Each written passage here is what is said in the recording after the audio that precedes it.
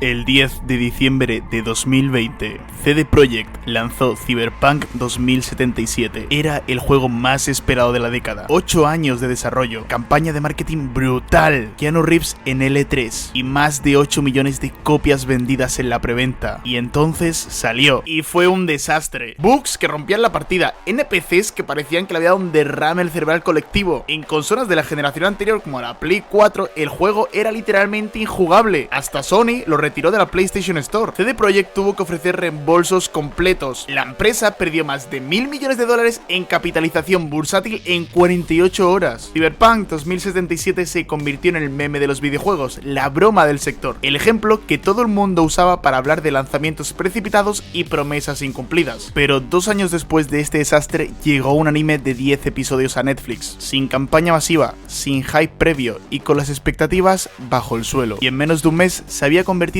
en una de las obras de animación más comentadas de la década. Te voy a explicar lo que pasó y por qué importa mucho más de lo que parece. Para entender por qué Edge Runners sorprendió tanto, hay que situarse en el contexto exacto de su lanzamiento. Septiembre de 2022, Cyberpunk 2077 llevaba 2 años siendo el objetivo de burla de medio internet y normal. CD Projekt había reconstruido parte de su reputación con parches y actualizaciones, pero la marca Cyberpunk seguía cargando con ese peso. Cuando se anunció el anime, la reacción mayoritaria fue escepticismo, otro producto de merchandising para sacar dinero de una franquicia, algo que existiría para rellenar el catálogo de Netflix y desaparecer en 2 semanas. Nadie prestó demasiada atención al estudio detrás de la producción, y eso fue un error. El estudio era Trigger. Estudio Trigger es responsable de Gurren Lagann. Bueno, los fundadores lo son, cuando todavía estaban en Gainax, que eran responsables de Kill la Kill, de Little Witch Academia y de Promare. Son un estudio que cuando recibe un encargo no hace una versión segura y comercial del material, hace lo que quiere hacer. Y lo que quiere hacer casi siempre es algo que no has visto antes. Cuando Trigger y CD Projekt se sentaron a hacer Edge Runners, el acuerdo fue claro. Trigger tendría libertad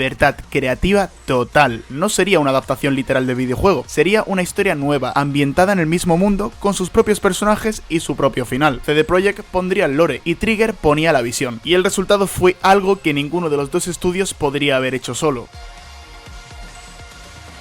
Antes de hablar de David Martínez, hay que hablar del mundo en el que vive, porque Night City no es solo el escenario, es el antagonista real de toda la serie. Night City es una megaciudad corporativa en la costa de California, donde no existe el Estado. Las corporaciones mandan, todo tiene precio, incluyendo la ambulancia que viene a salvarte. Si no tienes seguro médico, no viene. Si tu familiar muere y no puedes pagar, las cenizas te llegan por máquina expendedora. Esto no es un detalle menor, y el anime te lo muestra en el primer episodio y no lo explica, porque no hace falta explicarlo. Lo entiendes inmediatamente. Ese mundo es nuestro mundo llevado al extremo lógico. El capitalismo sin frenos, sin red de seguridad y sin nada que amortigue la caída. Y en ese mundo los implantes cibernéticos son la única forma que tienen los de abajo de competir con los de arriba. Te pones más fuerza, más velocidad y más capacidad y te vuelves más peligroso, más valioso y más difícil de ignorar. Pero cada implante que te pones reemplaza una parte de ti y hay un límite de cuántos puedes reemplazar hasta que tu mente se quiebre. Eso es la ciberpsicosis. El sistema te ofrece herramientas para sobrevivir que te destruyen por dentro si las usas demasiado. Y si no las usas, te destruyen por fuera, porque todos los demás sí las usan. Night City no tiene salida, esa es la trampa. Y el anime te la muestra sin decírtelo, a través de cada personaje que intenta escapar de ella y no puede.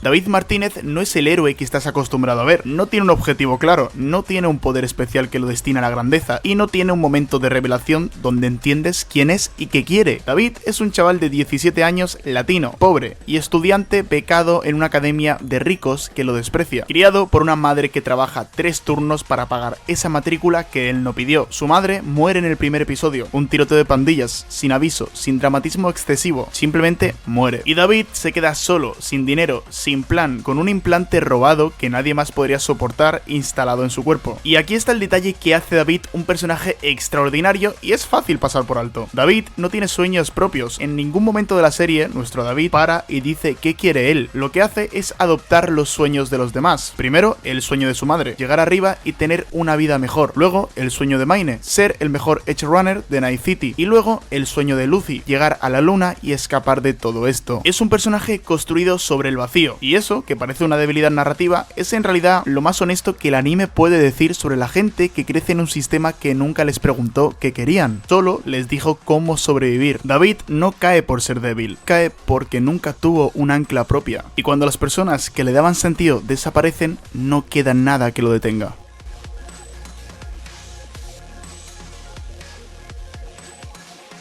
Hay algo que Edgerunners hace en silencio que pocas series de animación hacen con esa limpieza. Te cuenta el final desde el principio. Maine es el líder del equipo cuando David llega, grande, carismático y brutal. Es el Edgerunner que David quiere ser, y Maine está cayendo en ciberpsicosis. Lo ves, lo sabes, Maine lo sabe y sigue igual. Y aquí está la parte que más duele de Maine. Maine tiene a Doryo, una persona que lo quiere de verdad, que está con él y que sabe lo que le está pasando y se queda igual. Maine no está solo, tiene exactamente lo que se supone que ancla a una persona, y no es suficiente, porque Night City no te deja parar, los trabajos no esperan, las deudas no esperan y la presión no para. Maine no cae porque nadie lo quisiera, cae porque el sistema no le dejó espacio para quedarse quieto el tiempo suficiente para salvarse. En el episodio 5, Maine tiene un episodio psicótico en mitad de un trabajo. El trabajo fracasa. Maine y Doryo mueren, y David hereda el liderazgo del equipo. En ese momento, el anime te está diciendo exactamente lo que va a pasar con David. Te está dando el final por adelantado, y tú lo ves y piensas, David es diferente, David tiene a Lucy, David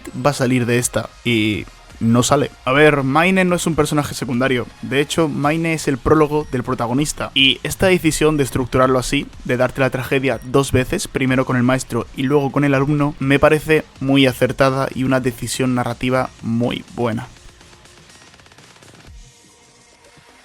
Mucha gente salió del último episodio destrozado y con la sensación de que el anime les había hecho algo injusto, que David merecía sobrevivir y que Lucy merecía su final feliz con él. Pero es que el final de Edgerunners no es una traición, es la única conclusión posible. Desde el primer episodio, Night City establece sus reglas. Aquí nadie escapa. Los que intentan subir se queman, los que intentan huir son cazados. El sistema está diseñado específicamente para que la gente como David, pobre, sin contactos y sin red de seguridad, se consuma a sí misma tratando de sobrevivir en él. David llega al episodio final cargado con más cyberware del que ningún cuerpo humano debería soportar. Lo hace para rescatar a Lucy, para cumplir el sueño de otro, y funciona. Lucy escapa, llega a la luna, el sueño de Lucy se cumple, pero el sueño de David nunca existió.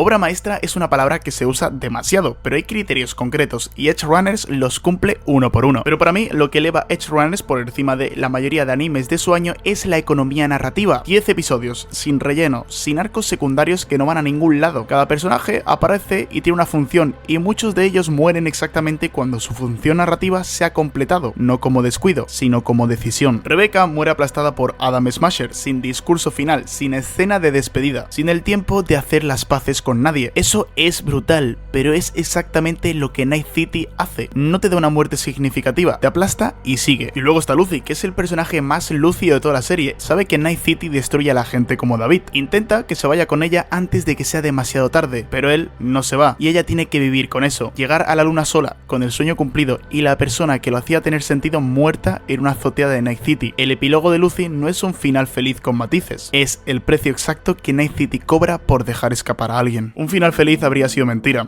Habría dicho que si eres lo suficientemente valiente y lo suficientemente bueno, el sistema te deja ganar. Edgerunners dice lo contrario, y eso duele más. Pero también es más verdad. Cyberpunk Edgerunners llegó sin que nadie la esperara, de una franquicia que nadie quería defender, producida por un estudio al que nadie prestó atención cuando se anunció, y en 10 episodios hizo algo que muy pocas obras de animación consiguen. Construyó un mundo, pobló ese mundo de personajes que importan, te hizo quererlos, y luego usó exactamente eso en tu contra para decirte algo verdadero sobre cómo funciona el poder, la ambición y el precio de sobrevivir en un sistema que no está diseñado para que ganes. No es una historia sobre cyborgs y corporaciones malvadas, es una historia sobre lo que le pasa a la gente cuando no tiene otra opción que darlo todo, y sobre lo que el sistema hace con esa gente cuando ya no le sirve. David Martínez murió cumpliendo el sueño de otra persona. Night City nunca le preguntó qué quería él, y eso, si te paras a pensarlo, no es ciencia ficción. Y bueno, si no has visto Edgerunners, ve a verla, que son solo 10 episodios y está muy, pero muy bien. Sobre todo, coméntame qué te parece esta serie, dame un like, suscríbete y nos vemos en el siguiente viernes de Larita.